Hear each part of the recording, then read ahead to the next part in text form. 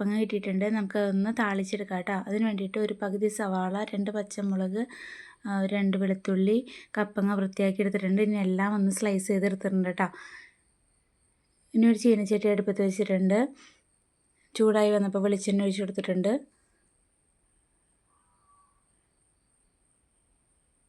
കടുക് ഇട്ട് കൊടുത്തിട്ടുണ്ട്. കടുക് പൊട്ടി വന്നപ്പോൾ നമ്മൾ ഈ അരിഞ്ഞ് വെച്ചിരിക്കുന്ന എല്ലാ ഇൻഗ്രീഡിയൻസും ഞാൻ ഇതിനകത്തോട്ട് ഒപ്പം തന്നെ ചേർത്ത് കൊടുത്തിട്ടുണ്ട് കേട്ടോ. കൂട്ടത്തിൽ മഞ്ഞൾപ്പൊടി, മുളക് പൊടി, ഉപ്പ് എല്ലാ ആവശ്യത്തിന് ചേർത്ത് കൊടുത്തിട്ടുണ്ട്. ഇനി നമുക്ക് ഇളക്കി വേവിച്ചെടുക്കുന്ന പരിപാടി മാത്രമേ ഉള്ളൂ കേട്ടോ. മൂടി വെച്ച് കൊടുക്കുന്നുണ്ട്. ഇടയ്ക്ക് തുറന്നൊന്ന് ഇളക്കി കൊടുക്കാൻ മറക്കണ്ട കേട്ടോ. നല്ല കിടു ടേസ്റ്റാണ്. ഇനി അത് വേവിച്ചെടുക്കണം. അപ്പോൾ നമ്മുടെ കപ്പങ്ങ ഏകദേശം ഇവിടെ റെഡി ആയിട്ടുണ്ട്.